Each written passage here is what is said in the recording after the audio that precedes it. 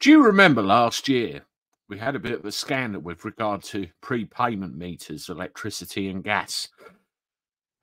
Not really a situation that I'd want to find myself in. I remember being on a prepayment meter back many years ago, and I always forgot to top the bloody thing up. So I'd get up in the morning, I'd go and put the kettle on. The kettle wouldn't work, so I had to take myself off down the shop, top me thing up, come back and make me a cup of tea first thing in the morning.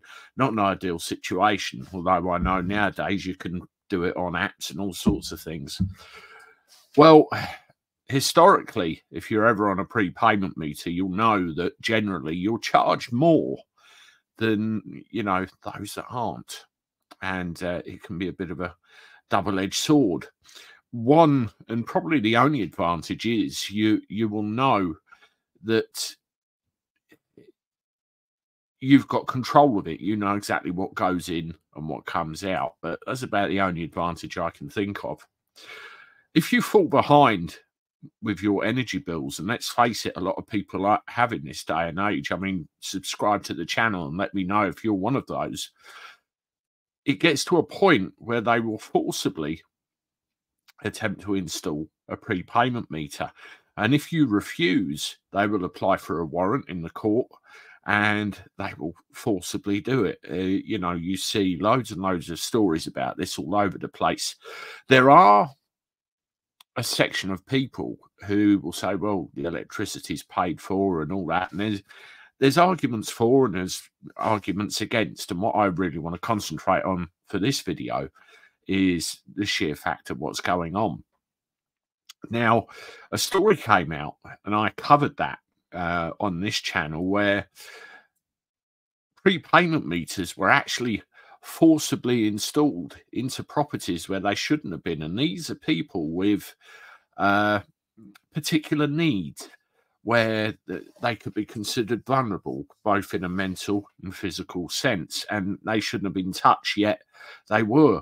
And somebody was even recorded as saying, oh, I like this work. This is exciting. I hope that individual got the sack. But what happened as a result of all that controversy? Everything just froze. A freeze was ordered on the whole thing. Well, at the beginning of this year, it all started again, didn't it? Hard up households get £230 compensation over the scandal, with thousands more due cash. Households have received £230 compensation following the prepayment meter scandal, and Ofgem has announced at least 1,000 more are due cash.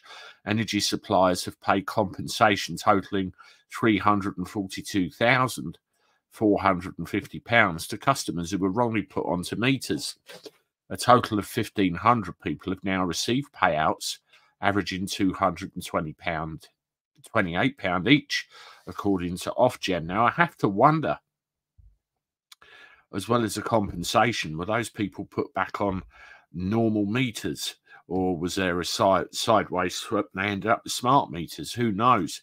But going further, as I said, in January, everything was lifted. EDF, Octopus, and Scottish Power were given the green light by the energy watchdog to install prepayment meters under warrant.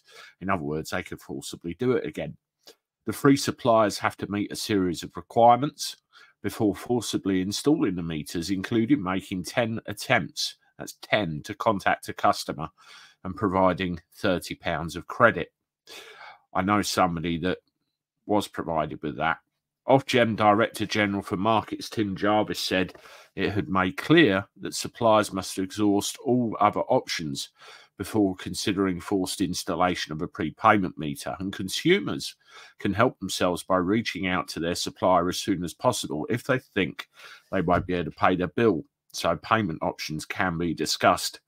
Now, I think a lot of the problem is with this situation, people do have a tendency to stick their head in the sand and hope the problem will go away, and that doesn't help, because the way the system works against us, it's just again and again and again and again. They'll keep coming for you until eventually they'll do something which you're not going to like very much, and by then it'll be too late. This happens all too often, and I see it all the time.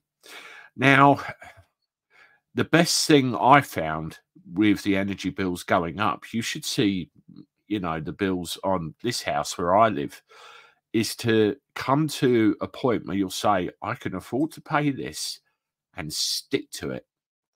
I've been doing it for the last 2 years, and they've tried to put it up a couple of times, and I've said, no, I'm not having any of this. I will pay you this amount that we've agreed, or I will pay you this amount by standing order, whereby I have control over it and you don't.